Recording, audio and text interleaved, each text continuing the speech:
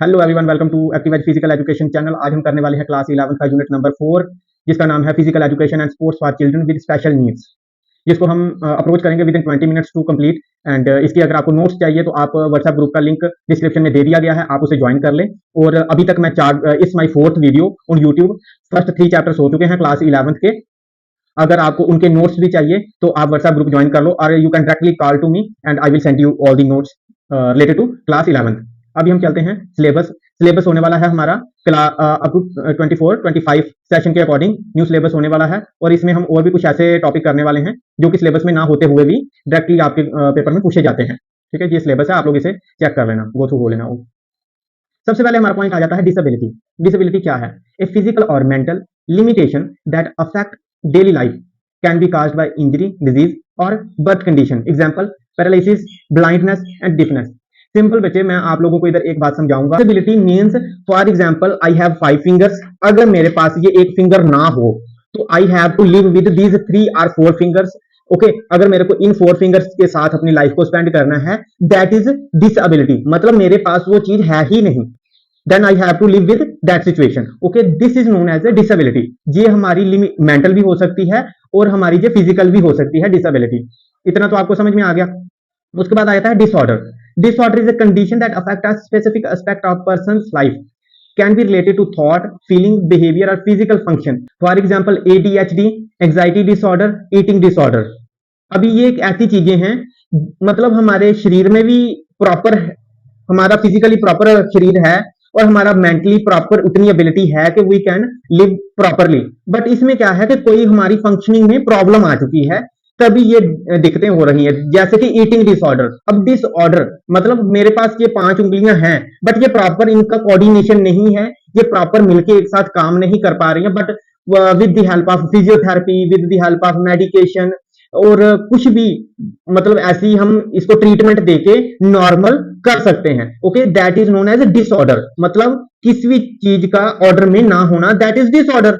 Okay, तो अभी ये है हमारा जैसे ADHD, deficit hyper activity disorder, it is a neuro developmental disorder. अभी डेवलपमेंट हो चुकी होती है बट वो प्रॉपरली फंक्शन नहीं कर पाता।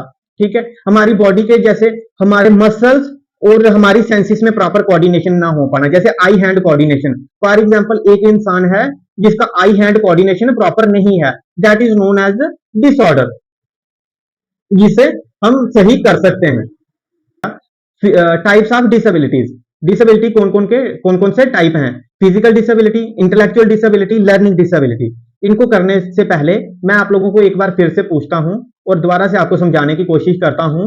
जैसे डिसेबिलिटी और डिसऑर्डर में आप लोगों को मीनिंग समझ में आया कि नहीं आया? अगर आप लोगों को आ गया तो आप अपने हिसाब से एक एक एग्जांपल कमेंट में कर सकते हो कि this is disability, this is disorder. Okay, so मेरा कहने का मतलब यही है, डिसेबिलिटी अगर हमारी लाइफ में हमारा वो पार्ट नहीं है, वो हिस्सा नहीं है, डायरेक्टली हमें बाय बर्थ वो प्रॉब्लम है, तो वो डिसेबिलिटी हो जाएगी। डिसऑर्डर मतलब हमारे पास दैट वो पार्ट है और वो प्रॉपरली फंक्शन नहीं कर रहा, सो हम उसे बोलेंगे डिसऑर्डर। ठीक है, उसके बाद हम चलते हैं टाइप्स ऑफ डिसेबिलिटीज। डिसेबिलिटी के टाइप होते हैं, एक हो जाएगा physical disability, intellectual disability and learning disability. Before to go ahead, अभी मैं आप लोगों को बताना चाहूंगा, अगर आपको मेरा पढ़ाया हुआ समझ में आता है so please support my channel, like करें, शेयर करें, सब्सक्राइब करें। और अगर आपको कोई भी दिक्कत होती है फिजिकल एजुकेशन के रिगार्डिंग, आपको 11th क्लास से लेके MPED, UGC, net, even PhD तक, अगर कोई भी आपका दोस्त है, भाई बहन फ्रेंड, जिसी को भी फिजिकल एजुकेशन में कोई भी नीड है, I will definitely help them. Okay, उसके बाद हम चलते हैं फिजिकल डिसेबिलिटीज। फिजिकल डिसेबिलिटीज हम चेक करते हैं। Physical disability is a condition, एक ऐसी सिचुएशन है that limits a person ability to move. एक पर्सन को मूव, चलने में रुकावट पैदा करना, कम्युनिकेट करने में रुकावट पैदा करना और टेक केयर ऑफ देमसेल्फ, अपने आप की देख रेख देखभाल करने में रुकावट पैदा करने वाली फिजिकल डिसेबिलिटी की कंडीशन हो सकती है। For example, physical disability is a condition, एक ऐसी सिचुएशन है जिसमें एक इंसान प्रॉपरली मूव नहीं कर पाता, जहां तो वो प्रॉपरली बोल नहीं पाएगा, जहां तो वो अपना प्रॉपरली अपनी केयर नहीं कर पाएगा, जहां तो ये सारी की सारी सिचुएशन होंगी जहां उसमें कोई एक कंडीशन भी होती है, अगर वो प्रॉपरली मूव नहीं कर पाता तो दैट मीन्स वो डिसेबिलिटी है उसको। अगर वो प्रॉपरली कम्युनिकेट नहीं कर पाता, that means also that person have disability. अगर वो बंदा प्रॉपरली अपनी केयर नहीं कर पाता तो भी हम उसे बोल सकते हैं कि उसको कोई ना कोई डिसेबिलिटी है। अब क्या है, it can be temporary, long term और परमानेंट। इनकी तीन कंडीशन हो सकती है, क्या वो मे बी वो टेम्परेरी हो सकता है वो लॉन्ग टर्म हो, या तो वो परमानेंट हो। Okay, international para Olympic committee IPC divides athletes with physical disability into 10 different sports classes based on their level of activity limitations। उन्होंने इंटरनेशनल पैरा ओलंपिक कमेटी ने एथलीट्स की एक 10 ऐसी कंडीशन बना रखी हैं, अगर किसी एक एथलीट को ऐसी डिसेबिलिटी है सो उसे हम पैरा ओलंपिक में खेलने के लिए अलो करेंगे। अब उसमें क्या आ जाता है, इंपेयर्ड मसल पावर में प्रॉपर ना होना, impaired passive range of movement, proper उनकी मूवमेंट ना हो पाना, लिम्ब डेफिशिएंसी, लिम्ब मतलब हमारे हाथ पांव में कोई डेफिशिएंसी होना, लेंथ डिफरेंसेस। कई बार कुछ आपने ऐसे एथलीट देखे होंगे कि क्योंकि एक लेग लंबी होती है और एक लेग छोटी होती है, तो उनकी लेंथ, अगर लेग में लेंथ में प्रॉब्लम है तो भी उनको एक कैटेगरी में रखा गया है, that will can play in the international para Olympic, okay, because of that disability. Short stature, अब कुछ लोग एथलीट्स शॉर्ट हाइट के होते हैं, उनको भी एक कंडीशन में अगर वो प्रॉपर बैठते हैं तो वो पैरा ओलंपिक खेल सकते हैं। Hypertonia, ataxia and remaining 4, okay. इनके आप लोगों को नाम पढ़ लेने हैं, अगर इनमें ज्यादा क्यूरियोसिटी है then you can also go with that, otherwise आपको इनके नाम याद कर लेने हैं। नाउ अभी हम चलते हैं intellectual disabilities. The term intellectual disability generally refer to a reduced capacity of a person to learn task और प्रोसेस इंफॉर्मेशन। इसमें सिंपल देखो, लर्न करना किसी भी टास्क को, अगर उनको कोई दिक्कत हो रही है तो भी उनको इंटेलेक्चुअल डिसेबिलिटी बोला जा सकता है, या किसी भी इंफॉर्मेशन को अभी आप लोगों को प्रोसेस करने में अगर कोई दिक्कत आ रही है तो हम उसे इंटेलेक्चुअल डिसेबिलिटी बोलेंगे। मैं ज्यादा से ज्यादा आप लोगों के लिए स्टफ नहीं लेके आ रहा, सिंपल वे में आप लोगों को क्लियर करने की कोशिश कर रहा हूं। जैसे कि इंटेलेक्चुअल डिसेबिलिटी, अगर आप लोगों को पूछा जाता है कि डिसेबिलिटी के टाइप बता दो, तो आप फिजिकल, मेंटल और इंटेलेक्चुअल डिसेबिलिटीज बोल सकते हो, उनके सब टाइप्स भी आप बता सकते हो, तो और भी आप लोगों के लिए बहुत ही इंप्रेसिव आंसर्स आप लोगों के लिए हो जाएंगे। और मैं इनको छोटे छोटे कीवर्ड्स जैसे जैसे मैं आपको बोल रहा हूँ, इंटेलेक्चुअल डिसेबिलिटी, सो इसमें क्या होता है, टू अब किसी पर्सन की कैपेसिटी रिड्यूस हो जाती है to learn task, to process information. Simple, इतने में क्लियर हो जाएगा कि क्या मीनिंग है इंटेलेक्चुअल डिसेबिलिटी का। Okay, now we will move towards the examples of. अब इसमें क्या है, some of the intellectual disabilities. एक आ जाता है डाउन सिंड्रोम, एक आ जाता है ऑटिज्म स्पेक्ट्रम डिसऑर्डर। ये बहुत ही इंपॉर्टेंट है, आप लोगों को देखना है कि इनका क्या क्या मीनिंग है। मैं अभी आपको नेक्स्ट स्लाइड में समझा भी दूंगा। Okay, down syndrome, it is a genetic condition which result in an abnormal formation of the brain and body. अब क्या होता है, फॉर्मेशन मतलब उनकी बनावट में प्रॉपरली उनकी बनावट में कोई कमी होना, या तो ब्रेन में या तो बॉडी में बनावट में कोई कमी होना, हम उससे क्या बोलेंगे, डाउन सिंड्रोम। क्या, formation of brain and body. एक बार फिर से पढ़ेंगे, it is a genetic condition which result in an abnormal formation of brain and body. Simple, हमारी ब्रेन या बॉडी में की बनावट में अगर कोई कमी है तो हम उसे डाउन सिंड्रोम बोलेंगे। इसकी फिजिकल कैरेक्टरिस्टिक किस तरह की होती हैं, अभी मैं आप लोगों को एक पिक दिखाता हूं। दैट इज, इस तरह के फेस के जो बच्चे होते हैं, या इस तरह उनकी चिन और नेक का शॉर्ट नेक होगी, एक उनकी फ्लैट नोज होगा, स्मॉल ईयर्स होंगे, और उनकी ना एक शेप, अलग ही शेप की आईज होंगी। ये आप लोग देख सकते हो, इस तरह के ये बच्चे होंगे जिन्हें हम डाउन सिंड्रोम बोलते हैं। ओके, अब इनका IQ लेवल होता है mild to moderate. IQ level को अगर आप लोग, इतना ज्यादा हम डीप नहीं जाएंगे, बट आप लोग इतना बता सकते हो कि children with Down syndrome have IQ level up to mild to moderate. Okay, they may have difficulty with activity of daily living such as dressing, bathing, feeding themselves. They may also have trouble with communication, problem solving and memory. ठीक है, किसी भी चीज को याद करने में उनको प्रॉब्लम हो सकती है, डेली अपनी प्रॉब्लम सॉल्विंग, कोई भी ऐसी प्रॉब्लम आ जाए तो उन्हें उनमें भी दिक्कत हो सकती है, प्रॉब्लम सॉल्विंग में भी दिक्कत हो सकती है। प्रॉपरली कम्युनिकेट ना कर पाना, ये भी उनके लिए दिक्कत हो जाती है। अपना ड्रेसिंग ना कर पाना, नहाना, फीडिंग अपने आप को, मतलब अपना डेली का काम ना कर पाना, कुछ ज्यादातर याद ना कर पाना, और प्रॉब्लम सॉल्विंग, कोई दिक्कत हो जाए उसे भी ये सॉल्व करने के लिए ज्यादातर सक्षम नहीं होते, जो कि बच्चे सफर कर रहे होते हैं with the problem of down syndrome. इससे ज्यादा आपको पढ़ने की कोई जरूरत नहीं है। अगर आप लोग इतना कर लेते हो, एक तो उनकी अबनॉर्मल फॉर्मेशन होती है ब्रेन और बॉडी की, उनकी आई शॉर्ट नेक होगी, आलमंड शेप्ड आईज होंगी, फ्लैट फेशियल प्रोफाइल होगा, आईक्यू उनका माइल्ड टू मॉडरेट होगा, और उनको डेली लाइफ में डिफिकल्टीज होती हैं अपने आप को मेंटेन करने में, मेमोरी प्रॉब्लम होती हैं और प्रॉब्लम सॉल्विंग में भी उनको दिक्कत आती है। So that is all about down syndrome. ये उनकी इस तरह के ये बच्चे दिखते हैं, आप देख लो, आप लोगों ने देखे भी होंगे। Autism spectrum disorder, it's a neurodevelopmental disorder that affect communication, social interaction and behavior. It is referred as a spectrum disorder because the symptoms and severity can uh, vary widely between individuals. Some communication characteristics of autism spectrum disorder includes, simple बात है, autism spectrum disorder ASD is a neuro developmental, इनमें बच्चों के दिमाग की proper development नहीं हुई होती, तो हम उससे ऑटिज्म स्पेक्ट्रम डिसऑर्डर बोलते हैं। ठीक है, अभी इनमें क्या क्या प्रॉब्लम होती है, डिफिकल्टी विद सोशल इंटरेक्शन, वो प्रॉपरली सोशली इंटरेक्ट नहीं कर पाते, चैलेंजेस विद कम्युनिकेशन, प्रॉपरली बोलचाल नहीं कर पाएंगे, रिपीटेटिव बिहेवियर एंड इंटरेस्ट। ठीक है, कुछ ऐसी वो फिजिकल मूवमेंट है जैसे क्लैपिंग करते रहना या गर्दन को हिलाते रहना, कुछ ऐसी एक्टिविटीज जो रिपीटेड करते रहते हैं, that student that children suffer from the autism spectrum disorder. Sensitivities, उनकी सेंसेस हैं वो बहुत ज्यादा सेंसिटिव होती हैं। ठीक है, उसके बाद आ जाती है लर्निंग डिसऑर्डर या learning disabilities. Now learning disabilities, these are a neurological condition that affect an individual's ability to process information, perform specific academic and everyday tasks. Some of the main category of the functional cognitive disability include the following defects and difficulties. Simple, अब देखो learning disability में भी ज्यादा आपको deep जाने की जरूरत नहीं है। 11th क्लास है, फिजिकल एजुकेशन का एक प्रॉपर हर एक सब्जेक्ट में आपको इंट्रोडक्शन, मतलब आपको गो थ्रू होना है what is physical education actually.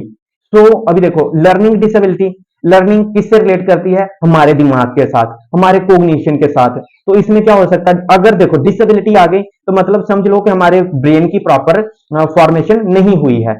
सो हमें किस तरह की प्रॉब्लम आ सकती है, मेमोरी के रिलेटेड प्रॉब्लम आ सकती है, प्रॉब्लम सॉल्विंग में प्रॉब्लम आ सकती है, इंफॉर्मेशन को प्रोसेस करने में प्रॉब्लम आ सकती है। अगर आप इसको गौर से पढ़ोगे तो यही कुछ इसमें लिखा हुआ है। सो आप लोगों को ज्यादा अपनी शीटें काली करके आने की जरूरत नहीं है। अगर आप प्रॉपरली किसी एक कीवर्ड को प्रॉपरली एक्सप्लेन कर पाते हो, अपनी वर्ड्स को सामने वाले एग्जामिनर को समझा पाते हो, दैट्स इट, हो गया। अब ज्यादा कुछ लिख के आके शीटें भरने का कोई लॉजिक नहीं रह जाता। ठीक है, सो लर्निंग डिसेबिलिटीज ब्रेन के साथ रिलेट करती हैं, ब्रेन की फॉर्मेशन और ब्रेन से होने वाली जो भी प्रॉब्लम्स हो सकती हैं वो लर्निंग डिसेबिलिटी में काउंट की जाएंगी। अब उनमें किस तरह की हो सकती है, memory impairment, executive functioning impairment, language communication, attention, processing speed. अब देखो वही प्रोसेसिंग वाला आ गया, सोशल कॉग्निशन, तो यही आएगा। ठीक।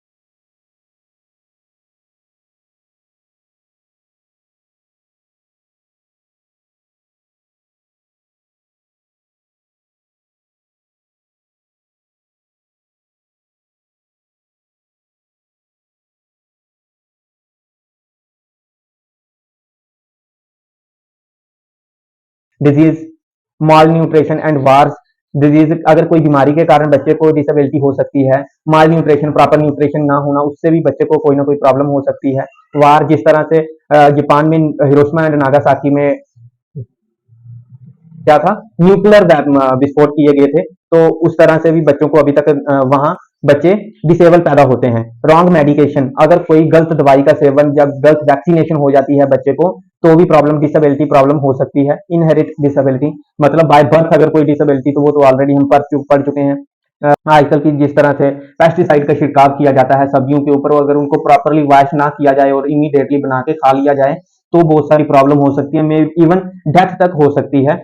ठीक है, सो इनसे भी बच के रहना है, ये भी काज हो सकता है किसी डिसेबिलिटी का। Accident, addiction, mental disorder, poverty, long term illness, ये सिंपल है, आप इनको बता सकते हो कि अगर कोई एक्सीडेंट हो जाएगा तो भी तो डिसेबिलिटी हो सकती है। अगर किसी को एडिक्शन है किसी अल्कोहल का, तो भी तो अल्कोहल हो गया, स्मोकिंग हो गया, मे भी कुछ और भी हो सकता है, एडिक्शन होता है तो भी तो डिसऑर्डर, डिसेबिलिटी होने के काजेज रहते हैं। Mental disorder, properly mental work नहीं करता अगर किसी बंदे का, तो भी उसको डिसेबिलिटी होने के बहुत ज्यादा चांसेस होते हैं। पॉवर्टी, लॉन्ग टर्म इलनेस, अगर लंबे समय तक किसी कोई बीमारी किसी इंसान को रहती है तो भी प्रॉब्लम हो सकती है। ओके, उसके बाद हम चलते हैं डिसेबिलिटी एटिकेट्स।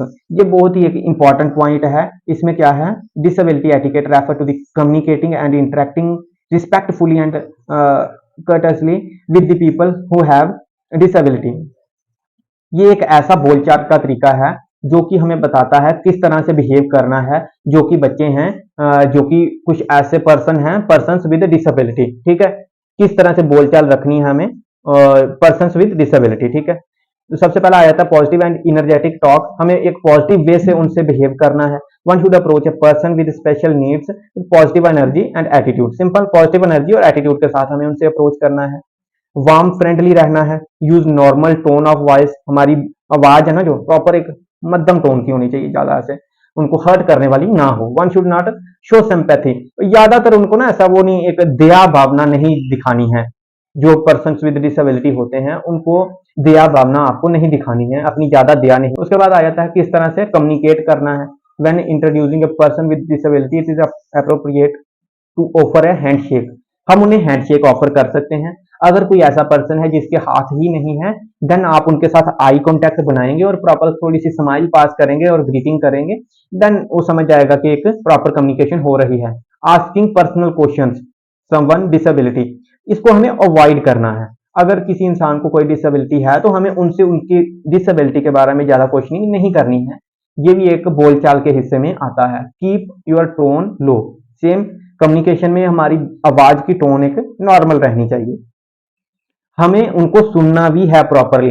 पहले तो हम उनके साथ किस तरह से ग्रीटिंग, किस तरह से उनसे एक कम्युनिकेशन को स्टार्ट करेंगे, और हमें कम्युनिकेशन में उनसे उनकी डिसेबिलिटी के बारे में क्वेश्चन नहीं करने हैं। टोन हमारी लो रहेगी और हमें उनको प्रॉपरली सुनना है, क्योंकि एक डिसेबल पर्सन को हो सकता है इंफॉर्मेशन को प्रोसेस करके आंसर देने में देर लग सकती है, और उसको कई बार बोलने में अगर कोई प्रॉब्लम है तो हो सकता है वो डिले करे अपने आंसर को। तो हमें ज्यादातर उन्हें अपना आंसर फिनिश करने देना है, सिंपल। तो ये एक कम्युनिकेशन के एटिकेट्स आ जाते हैं, how to behave with the person with disability. Social etiquettes make surrounding disable friendly, हमें उनको एक फ्रेंडली माहौल प्रदान करना है। डू नॉट मेक अजम्पशंस, अब कुछ बंदे ऐसे होते हैं ना, एक ऐसी सिचुएशन आती है अगर उनको कोई डिसेबल पर्सन मिलता है तो वो ना उनके ऊपर जजमेंट पास करना शुरू कर देते हैं। हाँ, ये ऐसा कर पाएगा, ये ऐसा नहीं कर पाएगा, तो ऐसा नहीं करना, इससे उनको बहुत हर्ट होता है और वो बहुत लो फील करना शुरू कर देते हैं। ऐसा हमें नहीं करना है, उनके बारे में कोई भी अजम्पशंस हमें नहीं बनानी है। ठीक है, person with disability will often time communicate when they need help. अब क्या होता है, जो डिसेबल पर्सन है वो तभी बोलचाल शुरू करेंगे जब उनको कोई नीड है। तो हमें and she does want help and ask before you act. Simply अब क्या होता है, जब वो हेल्प मांगेंगे और हमें उनकी हेल्प करने से पहले प्रॉपरली उनसे कम्युनिकेट करके उनसे परमिशन लेनी है, तभी हम उनको क्या करेंगे, हेल्प करेंगे। सिंपल। सोशल एटिकेट्स में क्या आ जाएगा, उनके फ्रेंडली इन्वायरमेंट बनाना है, उनके ऊपर कोई अजम्पशन हमें पास नहीं करनी है, और अगर हम उनकी हेल्प करते हैं डिसेबल पर्सन की, तो हमें उनसे पूछना है सबसे पहले, ठीक है। नेवर फिजिकली और वर्बली बुली देम, हमें कोई भी हमें उनको ऐसे वर्बल कमेंट पास नहीं करना है उनपे, ठीक है, उनको तंग नहीं करना है। Never play with their equipment, उनके इक्विपमेंट के साथ, उनकी व्हील चेयर के साथ हमें नहीं खेलना है। Ask them before offering help, हमें कोई भी हेल्प ऑफर करने से पहले उनसे पूछना चाहिए। Only ask question about their disability if you know the person, अगर हम उस डिसेबल पर्सन को जानते हैं तभी हमें उनकी डिसेबिलिटी के बारे में क्वेश्चन पूछना है, अदरवाइज नहीं पूछना है। Physical etiquettes, place yourself at the eye level in the front of the person to facilitate the conversation, हमें कभी भी जब किसी फिजिकल डिसेबल पर्सन के साथ बात करने का मौका मिले तो हमें उनके साथ प्रॉपर एक आई कांटेक्ट बनाना है, हमें उनकी अपनी आईज को उनके आईज के लेवल तक लेके जाना है। Then we have to start our conversation with them, okay. Make eye contact, never avoid someone with disability, हमें उनको अवॉइड नहीं करना है, इग्नोर नहीं करना है, ठीक है। कई बार ऐसा होता है ना, हम उनके साथ आई कांटेक्ट नहीं बनाते या कुछ उनको इग्नोर करके निकल जाना, तो प्लीज ऐसा ना करें, क्योंकि वो लोगों की सेंसेस कईयों की इस कंडीशन में वो तेज होते हैं, वो ज्यादा परसीव कर पाते हैं कि इस बंदे ने मुझे इग्नोर कर दिया। अवॉइड पैटिंग, उनको थपथपाना नहीं है, शाबाशी या कुछ ऐसा नहीं करना है। उनके व्हील चेयर या उनके केन्स को, जैसे मैं ऑलरेडी बता चुका हूं, उनको टच नहीं करना है, क्योंकि वो उनकी बॉडी के पार्ट ही होते हैं, क्योंकि उसके बिना अगर वो नहीं कुछ कर पाते तो व्हील चेयर एंड केन्स उनके इक्विपमेंट पर्सनल बॉडी पार्ट में ही आते हैं, ठीक है, उनको टच नहीं करना है। ये भी एक डिसेबिलिटी के एटिकेट्स में आ जाता है। After that, AIIMS and objective of adaptive physical education, ये कैसी फिजिकल एजुकेशन है जो कि डिसेबल पर्सन के लिए ही बनाई गई है, उसे हम अडैप्टिव फिजिकल एजुकेशन बोलते हैं। Adaptive physical education is a specialized physical education program design for the individuals with disability और यूनिक नीड्स, ये एक ऐसी एजुकेशन है। अडैप्टिव फिजिकल एजुकेशन अगर आपको क्वेश्चन में आता है या कहीं भी पूछा जाता है तो आप लोगों के दिमाग में आना चाहिए एक ऐसी फिजिकल एजुकेशन जिसे हमने अडॉप्ट किया है for the help of individual with disabilities, ठीक है। अब इसमें क्या होता है, एम क्या है, to produce a modified physical education program, हम फिजिकल एजुकेशन प्रोग्राम को मॉडिफाई करेंगे that meets the unique needs of individual with disabilities, enabling them to participate in physical activity safely and successfully. Simple इतने में ही आपका proper adoptive physical education का aim और meaning clear हो जाता है। अडॉप्टिव फिजिकल एजुकेशन क्या है, अडॉप्टिव फिजिकल एजुकेशन जो कि पर्सन विद डिसेबिलिटी हैं या पर्सन विद यूनिक नीड्स हैं उनके लिए बनाया गया है। इसका एम क्या है, to provide modified physical activity और programmes of physical education for the person with disability और द स्पेशल नीड्स, ठीक है, और वो प्रॉपरली सक्सेसफुली पार्टिसिपेट कर पाए फिजिकल एक्टिविटीज में, ठीक है। ये आ जाएगा। नेक्स्ट क्या है, ऑब्जेक्टिव्स क्या है अडॉप्टिव फिजिकल एजुकेशन के, promote physical fitness, physical fitness को बढ़ावा देना in the person with disability, enhance motor skills, motor मतलब मसल्स, बिग मसल्स जो भी हमारे बॉडी में मसल्स हैं उनके मस्कुलर जो भी जिस स्किल्स में उनके मसल्स इन्वॉल्व होते हैं उनको बढ़ावा देना। फोस्टर इंडिपेंडेंस, इसका मतलब क्या है कि हम पर्सन विद डिसेबिलिटी हम उनको एनकरेज करें तो self reliance and confidence in physical activity, वो अपना थोड़ा बहुत काम कर पाए और फिजिकली फिट रह पाए, कुछ ऐसा हमें उनके लिए एक्टिविटी को डिजाइन करना है। डिवेल्प सोशल स्किल्स, हम फिजिकल एक्टिविटीज के थ्रू हम उनमें कुछ सोशल स्किल, जिस तरह से कि टीम प्लेयर होते हैं, जैसे बास्केटबॉल आपने देखे होंगे, व्हील चेयर पे बास्केटबॉल खेलते हुए डिसेबल पर्सन, तो वो उसमें वो कम्युनिकेट कर पाते हैं, टीम वर्क होता है, उसी से वो सोशली डिवेल्प होते हैं कि किस तरह से बिहेव करना है अलग अलग पर्सन के साथ और अपना थोड़ा बोलचाल खुल के कर पाते हैं। इंप्रूव इमोशनल वेलबींग, उनके इमोशन भी प्रॉपरली थोड़े स्टेबल हो पाते हैं कि उनको ऐसा लगने लग जाता है कि हम भी एक नॉर्मल इंसान जैसे ही हैं, हम भी खेल सकते हैं, हम भी कुछ कर सकते हैं। आपस में बातचीत करने से बहुत सारी उनकी प्रॉब्लम हल हो जाती हैं, उनका स्ट्रेस कम हो सकता है अगर हम कुछ ऐसे प्रोग्राम डिजाइन करते हैं। तो ये वाला depression through physical activity, increase accessibility, modify equipment, rules and environment to ensure the equal participation। Simple, हमें उनकी पार्टिसिपेशन को बढ़ाना है और ऐसा बढ़ाना है कि उनको भी ऐसा लगे कि हम भी एक नॉर्मल इंसान की तरह प्ले कर सकते हैं, ठीक है। अभी provide opportunities, offer a range of activity, simple उनको अपॉर्चुनिटी प्रोवाइड करनी है in the field of physical education, sport inclusion, encourage participation alongside peer without disability, ठीक है। डेवलप लाइफ स्किल्स, किस तरह से physical activity to everyday, promoting autonomy and self care, किस तरह से वो अपने आप को सेपरेटली अच्छे से डेवलप कर सकें। मोनिटर प्रोग्रेस, हमें continuously assess and adopt program to meet the individual needs.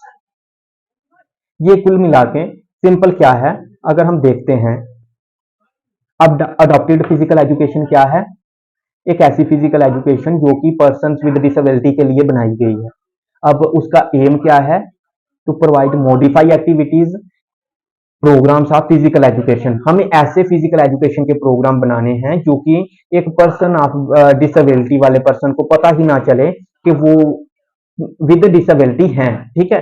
सो उसका ये एम है। इस एम को क्लियर करने के लिए हमने किस किस ऑब्जेक्टिव्स, ये ऑब्जेक्टिव्स एक स्टेप्स की तरह काम करते हैं, स्टेयर्स की तरह काम करते हैं टू रीच दी गोल। तो ये हम सारे ऑब्जेक्टिव्स को फॉलो करते हैं to reach the aim of adopted physical education. अभी हम मूव करेंगे next, various professionals for children with special needs.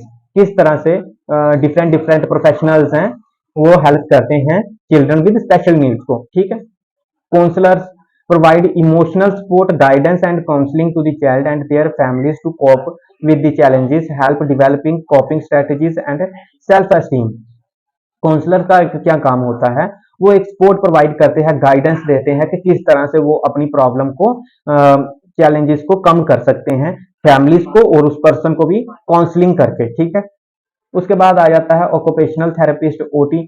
इसमें क्या होता है, थेरेपी दी जाती है, help children develop daily living fine motor skills and independence in activities like dressing, feeding. किस तरह से ऑक्यूपेशनल मतलब घर से जुड़ी हुई ऐसी एक्टिविटीज जिनको पूरा करने में, पूरा सिखाने के लिए जो मदद करते हैं, ये ऑक्यूपेशनल थेरेपिस्ट होते हैं। उसके बाद आते हैं फिजियोथेरेपिस्ट। फिजियोथेरेपिस्ट क्या होते हैं, फंक्शंस को इंप्रूव करते हैं, किसी भी फंक्शंस को इंप्रूव करना, जैसे physio assist children to develop gross motor skills, mobility, physical strength through exercise, games and activities, ठीक है। उसके बाद आ जाता है physical education teacher. Physical education teacher का इसमें क्या रोल है, एक ऐसी एक्टिविटीज का अरेंज, मॉडिफाई एक्टिविटीज को प्रिपेयर करना, ऐसी एक्टिविटीज को बनाना कि जो एक चिल्ड्रन विद स्पेशल नीड वाले बच्चे प्रॉपरली खेल पाए, प्रॉपरली कोऑर्डिनेशन सीख पाए, टीम वर्क सीख पाए, और भी बहुत सारी जो भी एक फिजिकल एजुकेशन का जिस तरह से एम काम करता है, all round development of the human personality, और उसी तरह से वो चिल्ड्रन विद स्पेशल नीड के लिए भी काम करे, ठीक है। स्पीच थेरेपिस्ट आ जाते हैं। स्पीच थेरेपिस्ट का काम होता है कम्युनिकेशन स्किल्स को इंप्रूव करवाना with the help of different strategies and techniques. उसके बाद आ जाते हैं स्पेशल एजुकेटर्स। स्पेशल एजुकेटर का काम होता है implement individual education plans, adopting curriculum to meet the unique needs of. अब स्पेशल एजुकेटर आप लोगों ने देखे होंगे, कुछ अगर बच्चे को कहीं प्रॉब्लम आती है तो वो special educator different different activity के थ्रू प्लान करके बच्चों को सिखाने की कोशिश करते हैं, ये काम होता है स्पेशल एजुकेटर का। सो आप लोगों को मेरा पढ़ाया हुआ कैसा लगा, अच्छा लगा तो लाइक करें, शेयर करें, सब्सक्राइब करें, इसी से मेरी मोटिवेशन बनी रहेगी। Thank you. मिलेंगे एक नेक्स्ट वीडियो में, तब तक के लिए धन्यवाद।